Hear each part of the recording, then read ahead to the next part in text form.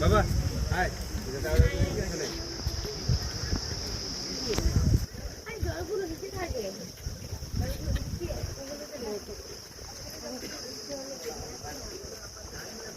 জানাও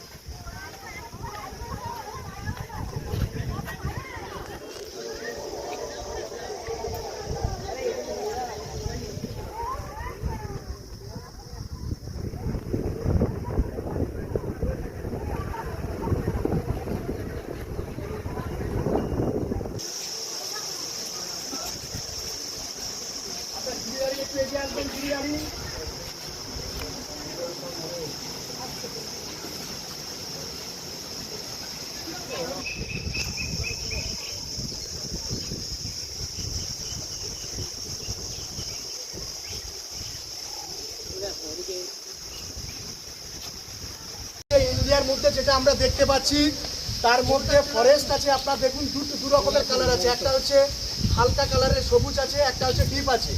এই যে যেটা দেখছি এটা কিন্তু টাইগার রিজার্ভ ঘোষণা করেছে, আর এইটা হচ্ছে বায়োস্ফিয়ার রিজার্ভ আছে। তো এই যে সাদা কালারের যেটা আছে, যে আইল্যান্ডগুলো আছে, এগুলো কিন্তু মানুষের বসবাসের জায়গা বর্তমান।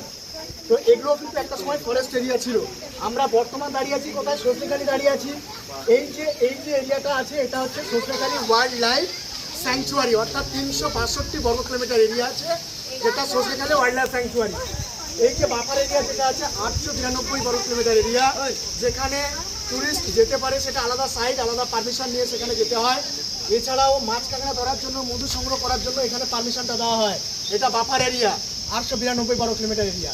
আর এই যে কোর এরিয়া দেখছেন, এখানে কিন্তু কোনো টুরিস্ট কাউকে ঢুকতে দেওয়া হয় না, এখানে পারমিশন দেওয়া হয় না। এটা 1330 বর্গ কিলোমিটার এরিয়া। তাহলে বর্তমানে আমরা কোথায় দাঁড়িয়ে আছি? সজনেখালি। আমরা যাব প্রায় মিনিট 40 বাদে আমরা যাব সুদর্ণখালি।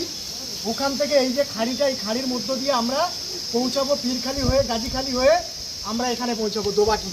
এই যে 5টা নদীর মুখ আমরা বলি, পঞ্চমুখানি লোকাল ভাষায় আমরা নাম দিয়েছি পঞ্চমুখানি, 5টা নদীর মুখ।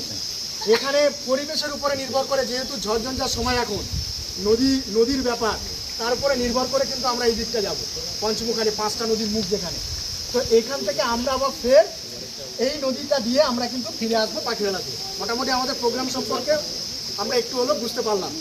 তো এইখান থেকে আমরা চলে যাব এখন সুদর্ণখালির দিকে বোটে করে। সুদর্ণখালি যখন যাব দেখবেন জাল থাকবে না, মানে এই যে জালটা, এত সময় তো আসলেন দেখবেন জঙ্গলের পাশ থেকে যেতে যেতেও দেখতে পাবেন জাল দিয়ে ঘেরা আছে, এরকম জাল কিন্তু ওখানে থাকবে না। একমাত্র ক্যাম্প যেখানে নামবো সেখানেই আমরা ঘেরার মধ্যে ঢুকবো। আমরা পরাধীন, এটাই হচ্ছে ব্যাপার। হ্যাঁ, তো আমরা চলে আসুন। যেতে যেতে যদি